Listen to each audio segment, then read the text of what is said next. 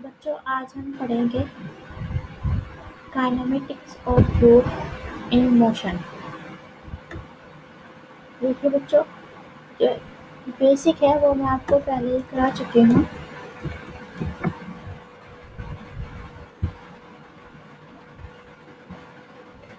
इस चैप्टर में हम क्या पढ़ेंगे, फ्लूइड मोशन को डिस्क्राइब हम करेंगे। यानी कि फ्लूइड मोशन को हमें मैथमेटिकली डिस्क्रिप्शन देना है फ्लूइड मोशन का। तो फ्लूइड मोशन को मैथमेटिकली डिस्क्राइब करने के लिए हमारे पास दो मेथड्स हैं। एक है लैग्रेंजन और दूसरा मेथड है आयलर। तो पहले हम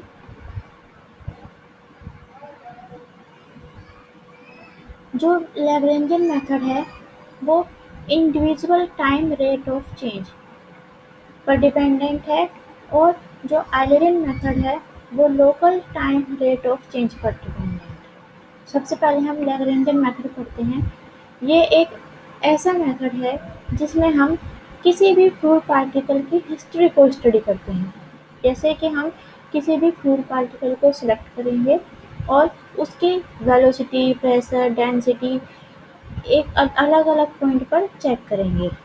ठीक है, तो we observe the changes in velocity, pressure and density at each point and each instant. Suppose x naught, y naught, z naught with the coordinates of the chosen particle at a given time t equal to t naught. हमने एक time t naught पर उसके coordinates choose कर लिए हैं, वो है x naught, y naught, z naught. After time t उसी पार्टिकल के कोऑर्डिनेट्स हमने चूज किए हैं एक्स, वाई, जेड। ठीक है, क्योंकि वो जो पार्टिकल है वो फ्लूइड में ही है, तो दोनों ही क्या होंगे, फंक्शन क्या होंगे, टी का फंक्शन होंगे। तो ये कोऑर्डिनेट होंगे एक्स, वाई, जेड, ये फंक्शंस ऑफ टी होंगे। और जो इनिशियल वैल्यू है x naught, Y naught, Z naught, इन पर ये डिपेंड करेंगे। भी कोई ऐड होना चाह रहा है उसको मैं ऐड कर देती हूँ जल्दी से।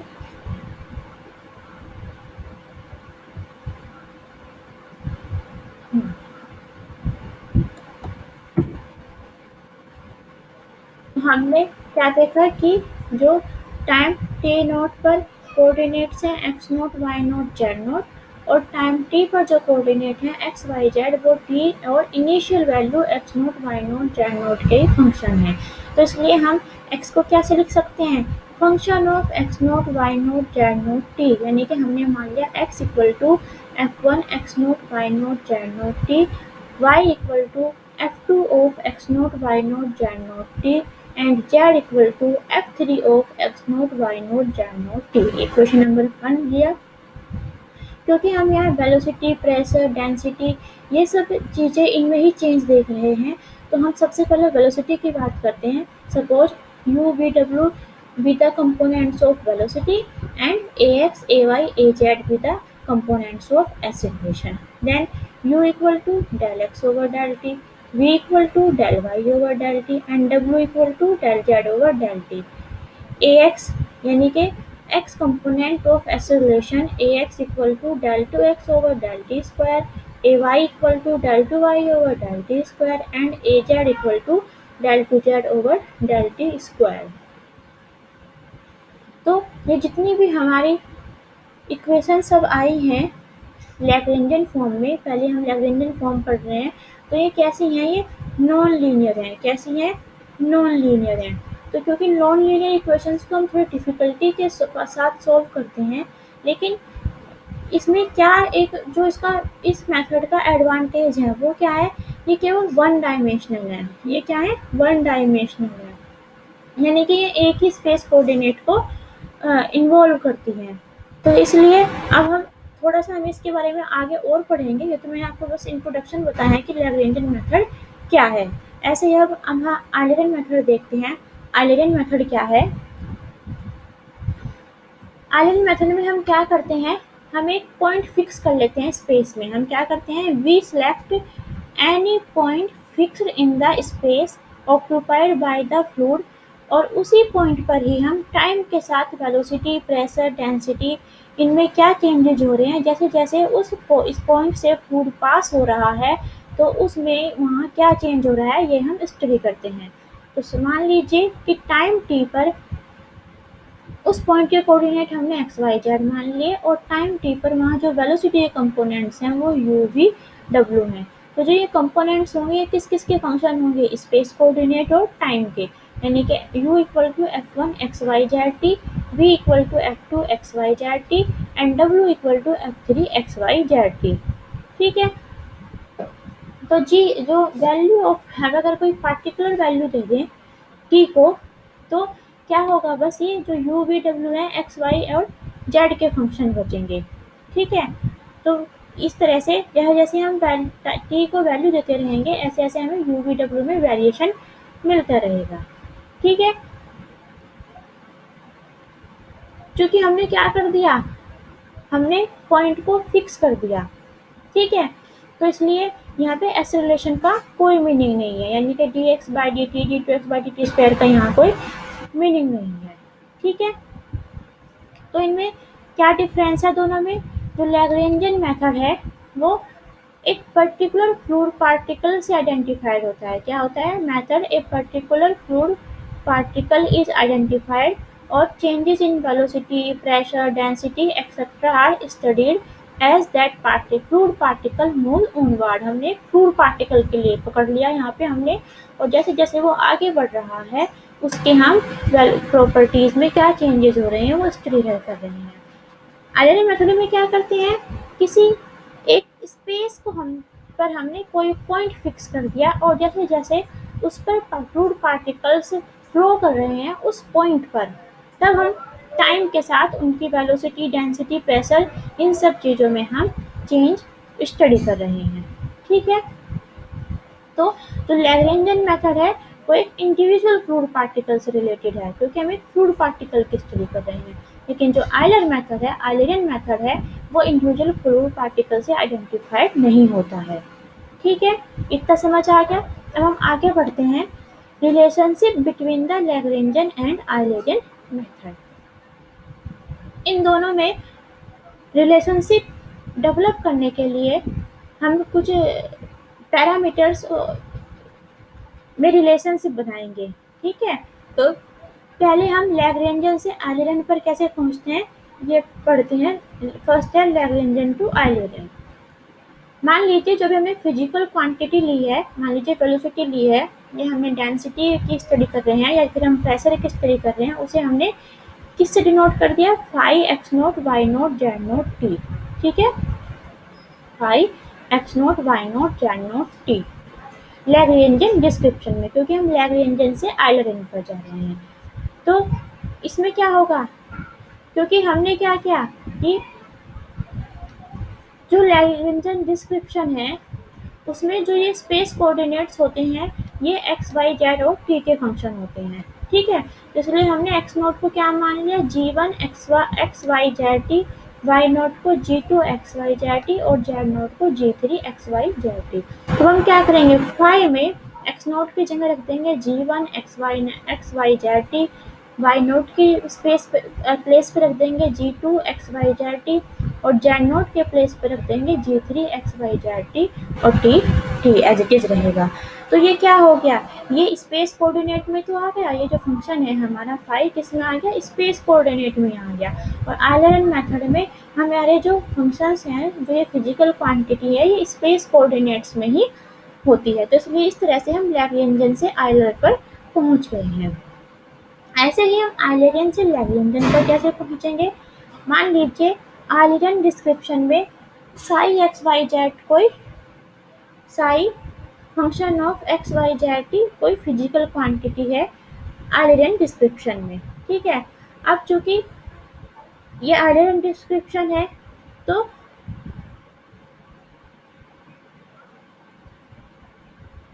और ये जो हमारा इक्वेशन नंबर 2 है, इक्वेशन नंबर 2 कहाँ है, अभी हमने पढ़ी थी equation number 2, u equal to del x over del t, v equal to del y over del t और w equal to del z over del t.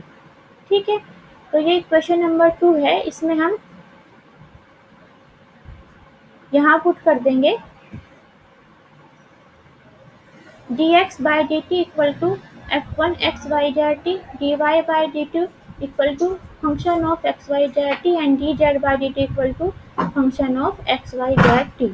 ठीक है, इस तरह से जब हम इस इक्वेशन नंबर 9 का इंटीग्रेशन करेंगे तो हमें क्या मिल जाएगा, x मिल जाएगा, y मिल जाएगा और z मिल जाएगा। और इसमें जो कॉन्स्टेंट्स आएंगे उनको हम कैसे करेंगे, x y note x note y note z note क्या इनिशियल वैल्यूज हैं, तो इन इनिशियल वैल्यूज की हेल्प से हम इंटीग्रेशन कांस्टेंट को रिमूव कर देंगे। तो इससे हमें क्या मिलेगा, हमें साई मिल जाएगा, क्योंकि x यहाँ से किसका फंक्शन आ गया, एक्स वाई जेड टी, और वो इंटीग्रेशन होने के बाद जब हम इसको इंटीग्रेशन कर देंगे D x by d T को, तो हमें x मिल जाएगा। और चूँकि हम उसकी वैल्यू किस में निकालेंगे, x naught Y naught Z naught में, तो इसलिए x किसका फंक्शन बन जाएगा, एक नया फंक्शन बन जाएगा f1 x naught Y naught Z naught t का। ऐसे ही y किसका फंक्शन बन जाएगा, x naught Y naught Z naught t का, जिसे हमने नाम दे दिया f2, और z फंक्शन बन जाएगा, यहाँ कोमा आएगा f3 x naught Y naught Z naught t t. तो इस तरह से हम इनिशियल जो हमारी फिजिकल क्वांटिटी थी, ये इनिशियल जो कोऑर्डिनेट्स हैं उनकी फॉर्म में आ गई है, और ये लैग्रेंजियन डिस्क्रिप्शन है। तो इस तरह से हम आयलरेन से लैग्रेंजियन और लैग्रेंजियन से आयलरेन डिस्क्रिप्शन पर पहुंच सकते हैं। जैसे कोई एडमिट होना चाहता है, मैं उसको एडमिट कर देती हूँ।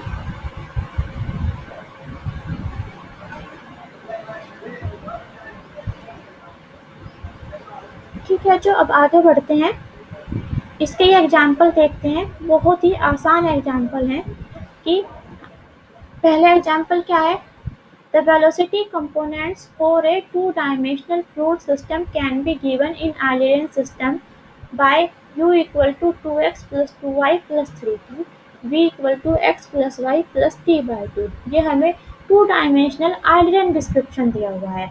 हमें find the displacement of A fluid particle in the Lagrangian system. Lagrangian system में हमें डिस्प्लेसमेंट फाइंड करना है, यानी कि एक्स वाई जेड। ठीक है, तो u ये है, v ये है, 2-dimensional है, इसलिए w नहीं है।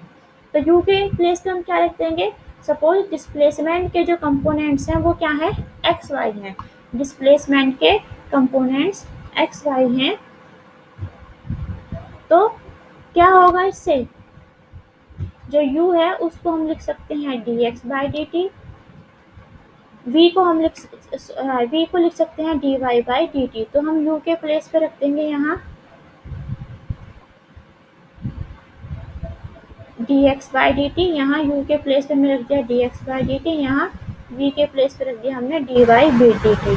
अगर हम d बाई dt को कैपिटल D मान लें तो ये क्या बन जाएगा, यहाँ से इसे हम ऐसे लिख सकते हैं dx minus 2x minus 2y equal to 3t। और इस इक्वेशन को हम कैसे लिख सकते हैं, dy minus y minus x equal to t by 2। इसमें से यहाँ से x कॉमन ले लो, यहाँ से y कॉमन ले लो, तो ये इक्वेशन क्या बन गई, d minus 2x minus 2y equal to 3t, minus x हमने पहले लिख लिया ये, और यहाँ से y कॉमन लेकर ये बन गया d minus 1y equal to t by 2। अब हमें इसे सोल्व करना है, कैसे सोल्व करेंगे, इक्वेशन नंबर 5 पर d माइनस 2 ऑपरेट कर देंगे, क्योंकि ये ऑपरेटर है तो इसे ऑपरेट लिखेंगे, ऐसे नहीं लिखेंगे कि मल्टीप्लाई कर देंगे। ठीक है, तो हम इसमें d माइनस 2 ऑपरेट कर देंगे। d माइनस 2 ऑपरेट होते ही पहली इक्वेशन, फोर्थ इक्वेशन और क्या है हमारी, अच्छा फिफ्थ इक्वेशन क्या बन जाएगी, minus d minus 2x plus d minus 2 d minus 1y equal to 1/2 constant के है, इसे बाहर ले लिया, d माइनस 2 t, ये t पर ऑपरेट होगा। ठीक है, अब इसकी d माइनस 2 और d माइनस 1 की मल्टीप्लाई कर दी, ये बन गया d square minus 3d plus 2y equal to 1/2 minus t। क्योंकि जब हम d माइनस 2 पर t ऑपरेट करेंगे तो पहला क्या आएगा, d की जगह क्या है dt, यानी कि t का डिफरेंशिएशन वो क्या हो गया 1, और ये हो गया माइनस 2t। जब 1/2 से मल्टीप्लाई करेंगे, यानी कि देखिए d माइनस टू टी। इसकी वैल्यू क्या हो गई, डी माइनस टू टी थी, 1 माइनस टू टी। फिर हमें क्या निकालना है, इसमें 1/2 से मल्टीप्लाई करनी है, 1/2 से मल्टीप्लाई। तो ये कितना आ गया, 1/2 माइनस टी आ गया, इसलिए ये बच गया 1/2 माइनस टी। ये क्वेश्चन नंबर 6 हो गई। ठीक है, अब क्या करें, इक्वेशन नंबर 4 और इक्वेशन नंबर 6 को ऐड कर देते हैं। इस इक्वेशन 4 और इक्वेशन नंबर 6 को हम ऐड कर देते हैं। जब हम इक्वेशन इस तो क्या होगा, ये वाली टर्म कैंसिल आउट हो जाएगी, minus d minus two x और डी माइनस टू एक्स। क्या बचेगा, ये बचेगा d square minus 3d plus 2y minus 2y equal to 3t plus 1/2 minus t. ठीक है, ये क्या हो जाएगा, इसमें हम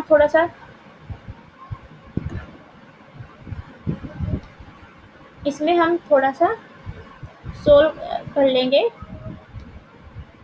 सोल्व करने पर ये आ जाएगा d square minus 3dy equal to 1/2 plus 2t। ठीक है, तो ये ऑक्सिलरी इक्वेशन अब ये बन गई आपकी डिफरेंशियल इक्वेशन। क्या बन गई, डिफरेंशियल इक्वेशन। इसे कैसे सोल्व करेंगे, पहले इसकी ऑक्सिलरी इक्वेशन निकालेंगे। ऑक्सिलरी इक्वेशन क्या बन जाएगी, m square minus 3m equal to 0। यहाँ से m की क्या क्या वैल्यू आ जाएंगे, ये हो जाएगा m into m minus 3 equal to 0, यानी कि m इक्वल टू 0 और m इक्वल टू 3। तो इसका जो कम्प्लीमेंट्री फंक्शन है वो क्या आ जाएगा, c1 प्लस c2 e की पावर 3t। और फिर क्या निकालेंगे, इसका पी निकालेंगे। पी कैसे निकलेगा, 1/d square minus 3d/2 plus 2t। ये सब मेथड्स आपको आते हैं, इसलिए मैं इसे सोल्व नहीं करूँगी। तो फाइनली जो हमारा पी है वो ये आ गया, minus t square upon 3 minus 70 upon 18। तो सॉल्यूशन क्या आ गया, C F plus P I. ठीक है, तो इसलिए y आ गया c1 plus c2 e to the power 3/t minus 3 square upon t square upon 3 minus 70 upon 18। तो यहाँ से dy बाई dt निकाल लेते हैं। dy बाई dt क्या आएगा, c1 का 0, यहाँ से आ जाएगा 3c2 e to the power 3t, यहाँ से आ जाएगा 2t अपॉन 3 और माइनस 7 अपॉन 18। ठीक है, और जो हमारी इक्वेशन नंबर 3 थी वो क्या थी, x equal to d y by d t minus y minus t by 2। यहाँ d y by d t की वैल्यू रख देंगे, y की वैल्यू रख देंगे, तो ये x की वैल्यू आ जाएगी। ठीक है, अब मान लीजिए कि जो इनिशियल कोऑर्डिनेट्स हैं वो क्या है, t इक्वल टू t0 पर। ठीक है, जो हमारा इनिशियल टाइम है वो कितना है, t0 इक्वल टू 0, उस पर x है x0, y है y0। तो x और y दोनों में वैल्यू रख देंगे। जब हम x में यहाँ t की जगह 0 पुट करेंगे तो x को रख देंगे हम x0। तो x0 इक्वल टू हो जाएगा minus c1 plus 2 c2 minus 7 upon 18। ये 0 और इस e की पावर 3t की वैल्यू 1। ऐसे हम y में रख देंगे तो y0 आएगा c1 प्लस c2। यहाँ से हम इन दोनों इक्वेशन को सोल्व करके c1 और c2 की वैल्यू निकाल लेंगे। ये बहुत ईजी है सोल्व करना, इसलिए मैं इसे आप पर छोड़ रही हूँ। ठीक है, तो c1 c2 को हमने सोल्व करके वैल्यू निकाल ली।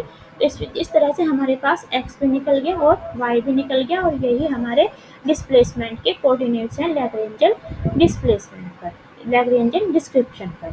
ठीक है, समझ गए बच्चों।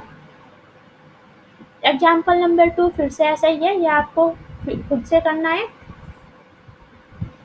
ठीक है, ये आपके लिए होमवर्क है। ये वीडियो मैं रिकॉर्ड कर रही हूँ, इसका लिंक मैं आप सबको सेंड कर दूंगी। आप इसे वहाँ से दोबारा देखकर ये सभी एग्जाम्पल्स कर लेना। एग्जाम्पल नंबर 3 ये सब बहुत ही इजी है, इसलिए मैं ये सब आपके लिए छोड़ रही हूँ।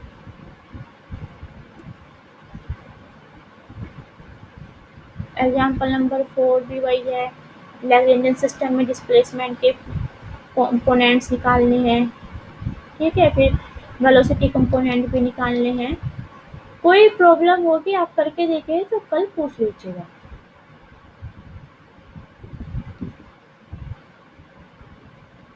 ये सभी एग्जाम्पल्स हैं, इसमें विद सॉल्यूशन है, इसीलिए मैं ये सब आपके लिए होमवर्क छोड़ रही हूँ।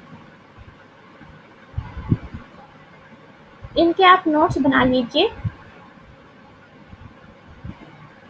तभी अच्छे से समझ आएगा। ठीक है, तो ठीक है, ये जितने भी एग्जाम्पल्स हैं ये सब आपको करने हैं। एक्सरसाइज में जो क्वेश्चंस हैं वे करने हैं। विद आंसर्स हैं ये, आप अपने आंसर मैच कर सकते हैं। नेक्स्ट जो आर्टिकल 2.3 है वो हम कल पढ़ेंगे, velocity of A fluid particle. ये थोड़ा इंटरेस्टिंग है यहाँ से। तो आज के लिए बच्चों इतना ही।